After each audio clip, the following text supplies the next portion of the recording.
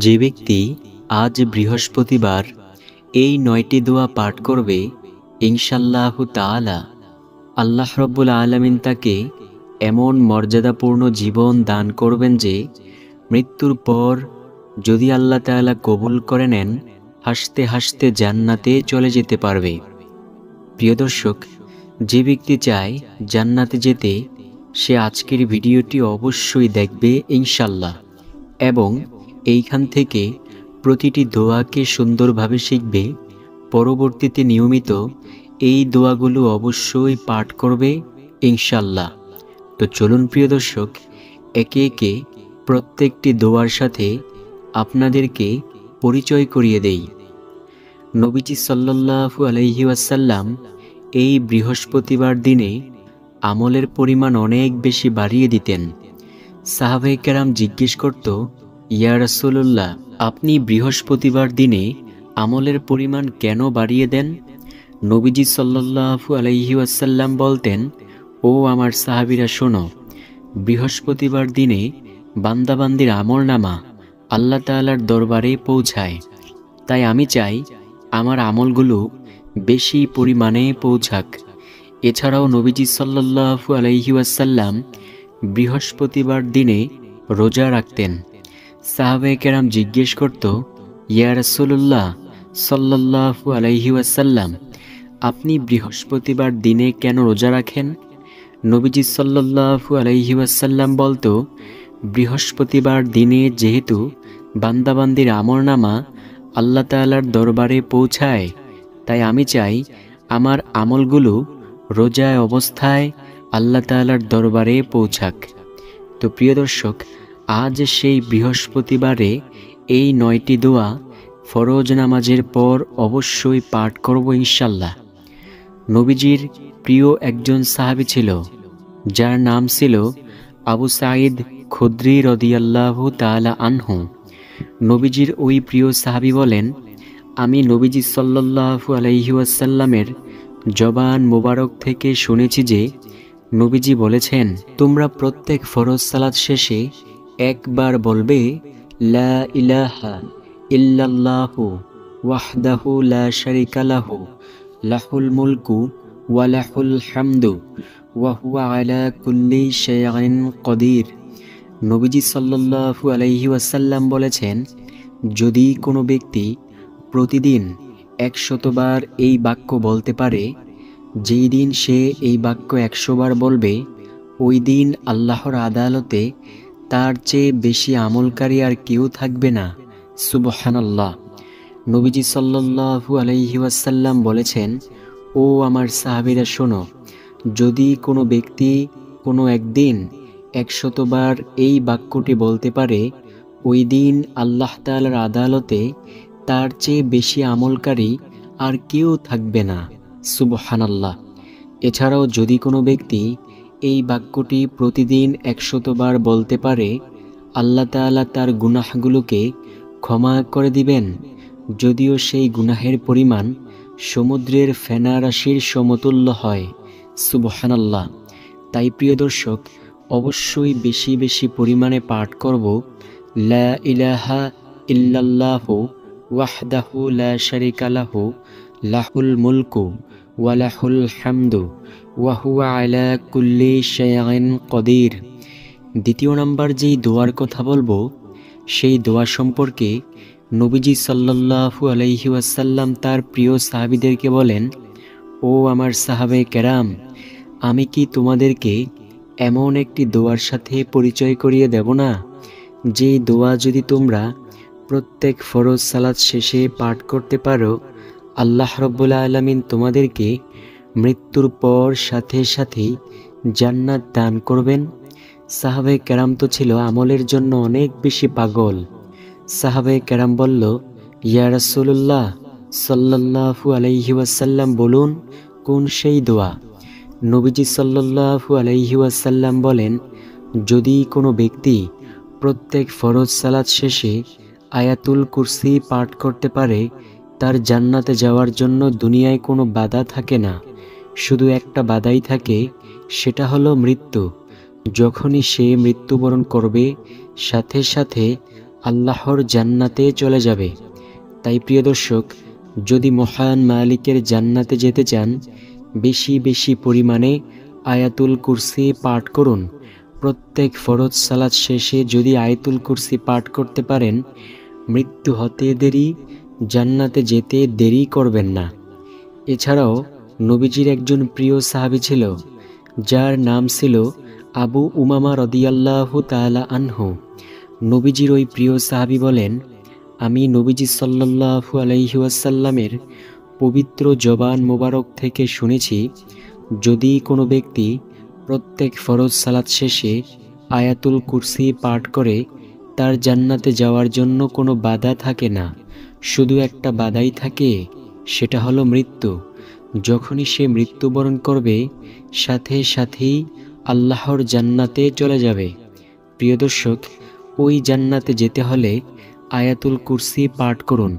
চলুন আমরা আয়াতুল কুরসি শিখে নেই। আউযু বিল্লাহি মিনাশ শাইতানির রাজিম। বিসমিল্লাহির রহমানির রহিম।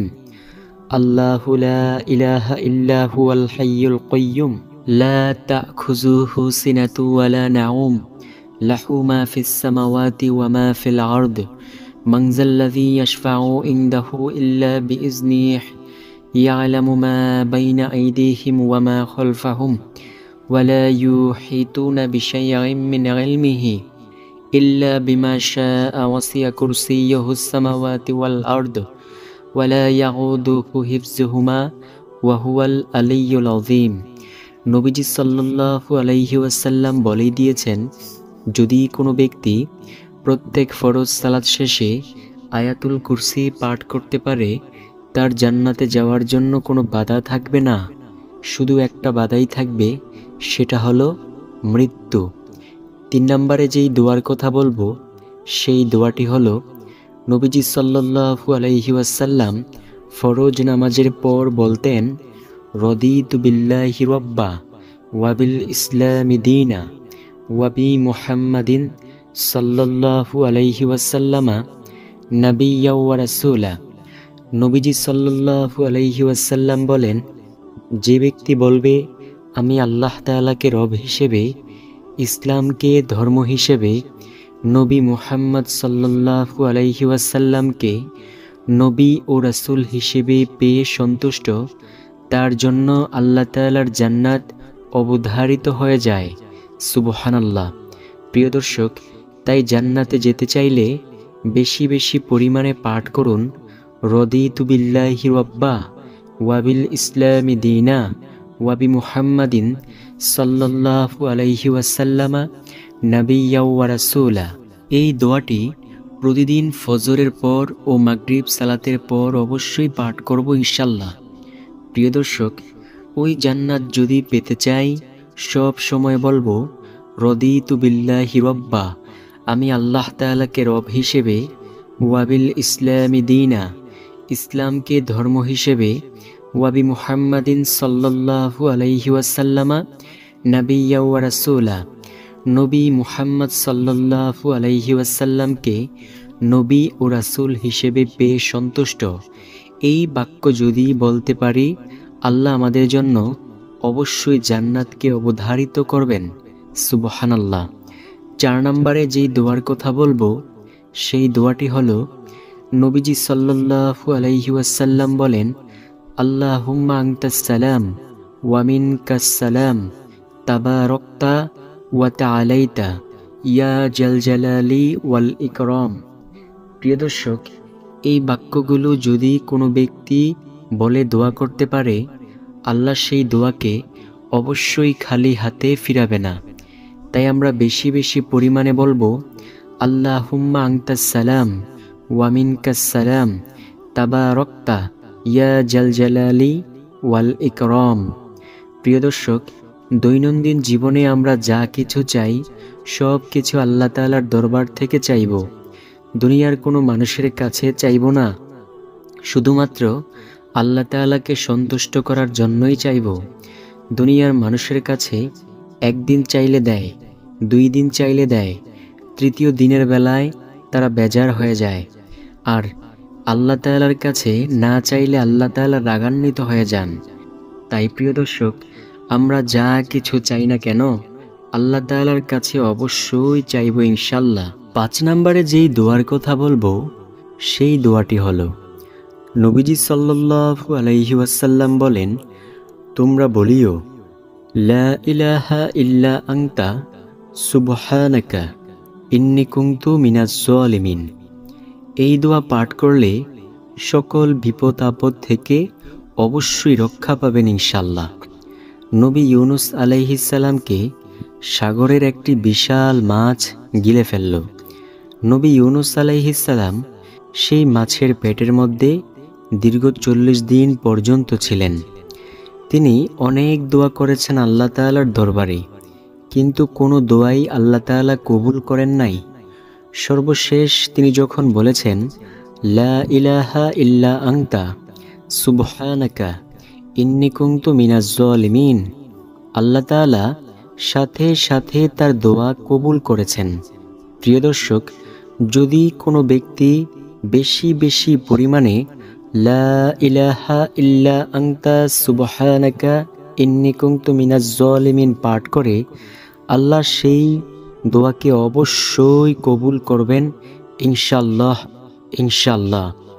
নবীজি সাল্লাল্লাহু আলাইহি ওয়াসাল্লাম বলেন, ও আমার উম্মতেরা, তোমাদের সামনে অনেক বড় বিপদ আছে।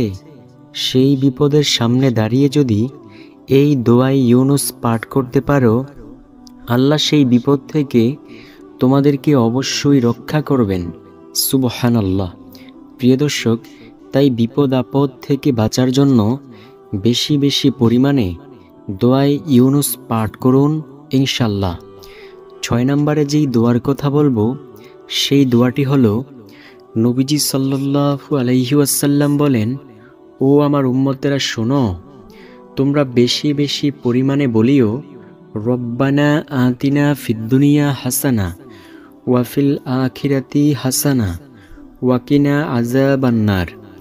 নবীজি সাল্লাল্লাহু আলাইহি ওয়াসাল্লাম বলেন, যে ব্যক্তি দুনিয়ার কল্যাণ চায়, আখিরাতের কল্যাণ চায় ও জাহান্নামের আগুন থেকে পানাহ চায়, সে যেন বেশি বেশি পরিমাণে বলে, রব্বানা আতিনা ফিদ দুনিয়া হাসানা ওয়া ফিল আখিরাতি হাসানা ওয়া কিনা আযাবান্নার। নবীজি সাল্লাল্লাহু আলাইহি ওয়াসাল্লাম এই দোয়া বেশি বেশি পরিমাণে পাঠ করতেন।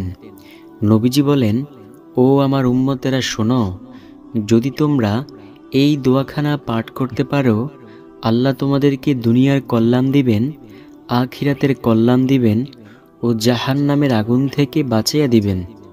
প্রিয় দর্শক, জাহান্নামের 1 সেকেন্ডের আযাব সহ্য করার মতো ক্ষমতা এই পৃথিবীর কারো নেই। নবীজি সাল্লাল্লাহু আলাইহি ওয়াসাল্লাম বলেছেন, দুনিয়ার আগুন হলো লাল বর্ণের, কিন্তু জাহান্নামের আগুন হলো কালো বর্ণের। দুনিয়ার আগুন যদি একটা নির্দিষ্ট জায়গায় লাগে, ওই নির্দিষ্ট জায়গাটাই জ্বলে যায়, কিন্তু জাহান্নামের আগুন যদি একটা নির্দিষ্ট জায়গায় লাগে, শুধু ওই নির্দিষ্ট জায়গাটাই জ্বলবে না, তার সারা শরীর ভুনা হয়ে যাবে। নাউজুবিল্লাহ। নবীজি সাল্লাল্লাহু আলাইহি ওয়াসাল্লাম বলেন, ও আমার উম্মতেরা শোনো, ওই জাহান্নামের 1 সেকেন্ডের আযাব সহ্য করতে পারবা না। দুনিয়ার আগুনের চেয়ে 70 গুণ বেশি তাপের আগুন জাহান্নামের আগুন। প্রিয় দর্শক, ওই জাহান্নামের আগুন সহ্য করার মতো ক্ষমতা এই পৃথিবীর কারো নেই। দুনিয়ায় যখন চুলার কাছে যান, দেখেন তো কেমন আগুনের তাপ, তো সেই জাহান্নামের আগুন কেমন হতে পারে? নবীজি তো বলেই দিয়েছেন, দুনিয়ার আগুনের চেয়ে 70 গুণ বেশি তাপের আগুন হলো জাহান্নামের আগুন। নবীজির চাচা আবু তালিবকে আগুনের জুতা পায়ে পরিয়ে দেওয়া হবে। ওই আগুনের জুতার তাপে তার সারা শরীর ভুনা হয়ে যাবে।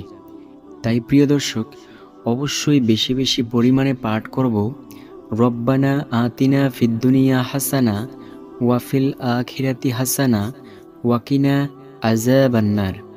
তারপর যেই দোয়ার কথা বলবো সেই দোয়াটি হলো, নবীজি সাল্লাল্লাহু আলাইহি ওয়াসাল্লাম বলেন, ও আমার উম্মতেরা শোনো, তোমরা যদি জাহান্নামের আগুন থেকে বাঁচতে চাও তাহলে বলিও আল্লাহুম্মা আজিরিনি মিনান্নার। প্রিয় দর্শক, যে ব্যক্তি আল্লাহুম্মা আজিরিনি মিনান্নার বেশি বেশি পরিমাণে পাঠ করবে সে জাহান্নামের আগুন থেকে বেঁচে যাইবে। নবীজি সাল্লাল্লাহু আলাইহি ওয়াসাল্লাম বলেন, প্রত্যেক দিন ফজরের পর 7 বার ও মাগরিব সালাতের পর 7 বার বলবে আল্লাহুম্মা আজিরিনি মিনান্নার। প্রিয় দর্শক, নামাজের পর তো আমরা অনেক রকমের দোয়া পাঠ করে থাকি। এই দোয়াগুলো আমরা একটু জরুরি মনে করে অবশ্যই পাঠ করব ইনশাল্লাহ। আল্লাহ আমাদেরকে অনেক অনেক অনেক সওয়াব দান করবেন। নবীজি সাল্লাল্লাহু আলাইহি ওয়াসাল্লাম বলেই দিয়েছেন, তোমরা যদি জাহান্নামের আগুন থেকে বাঁচতে চাও তাহলে বলিও আল্লাহুম্মা আজিরিনি মিনান্নার। ইনশাল্লাহ জাহান্নামের আগুন থেকে বাঁচতে পারবে ইনশাল্লাহ। 7 নাম্বার যেই দোয়ার কথা বলবো সেই দোয়াটি হলো, নবীজি সাল্লাল্লাহু আলাইহি ওয়াসাল্লাম বলেছেন, ও আমার উম্মতেরা শোনো, তোমরা বেশি বেশি পরিমাণে পাঠ করিও সুবহানাল্লাহি ওয়ালহামদুলিল্লাহি ওয়ালা ইলাহা ইল্লাল্লাহু ওয়াল্লাহু আকবার। নবীজি ও আবু হুরায়রা রাদিয়াল্লাহু তাআলা আনহু কোনো এক জায়গায় যাচ্ছেন। নবীজি একটি গাছের ডাল ধরলেন, জোরে ঝাঁকি দিলেন, এতে করে ওই গাছ থেকে কিছু পাতা ঝরে পড়ল। নবীজি সাল্লাল্লাহু আলাইহি ওয়াসাল্লাম সাহাবীদেরকে বললেন, ও আমার সাহাবীরা শোনো, এই যে আমি ঝাঁকি দেওয়ার কারণে গাছ থেকে পাতাগুলো ঝরে পড়ল, ও সাহাবীরা, কোনো ব্যক্তি যদি বেশি বেশি পরিমাণে এই দোয়াখানা পাঠ করতে পারে, যেমনইভাবে আমি ঝাঁকি দেওয়ার কারণে গাছ থেকে পাতাগুলো ঝরে পড়ে গেল, ঠিক তেমনইভাবে তার আমলনামা থেকেও গুনাহের ময়লাগুলো ঝরে পড়ে যাবে। এছাড়াও নবীজি সাল্লাল্লাহু আলাইহি ওয়াসাল্লাম বলেছেন, যেমনইভাবে শীতকালীন সময়ে গাছের পাতাগুলো ঝরে পড়ে যায়, ঠিক তেমনইভাবে রব্বুল আলামিন তার আমলনামা থেকে গুনাহের ময়লাগুলোকে ঝেড়ে ফেলে দিবেন। সুবহানাল্লাহ। 8 নাম্বার যে দোয়ার কথা বলবো সেই দোয়াটি হলো, যদি কোনো ব্যক্তি প্রতিদিন 100 বার বলতে পারে সুবহানাল্লাহি ওয়া বিহামদিহি, তার আমলের দাম হাশরের মাঠে সবচেয়ে বেশি হবে। সাহাবায়ে কেরাম প্রশ্ন করলেন, ইয়া রাসূলুল্লাহ, অন্য কারো আমলের দাম কি এর চেয়ে বেশি হবে না? নবীজি বলেন, ওই ব্যক্তির আমলের দাম এর চেয়ে বেশি হবে যে ব্যক্তি সুবহানাল্লাহি ওয়া বিহামদিহি 100 বার থেকেও একবার হলেও বেশি পড়বে। এছাড়াও যদি কোনো ব্যক্তি এই বাক্যটা বলতে পারে, তার গুনাহগুলো যদি সমুদ্রের ফেনারাশির সমতুল্য হয়, আল্লাহ সেই গুনাহগুলোকে ক্ষমা করবেন। সর্বশেষ নাম্বার দোয়া হলো সুবহানাল্লাহি ওয়া বিহামদিহি সুবহানাল্লাহিল আযীম।